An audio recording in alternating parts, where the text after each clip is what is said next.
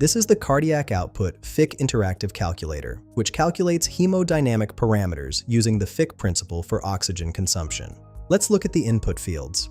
First, we have a calculation mode drop-down menu with 6 options. Calculate cardiac output, calculate oxygen consumption, calculate arterial O2 content, calculate venous O2 content, calculate AvO2 difference, and calculate cardiac index. For this demonstration, I'm selecting Calculate Cardiac Output.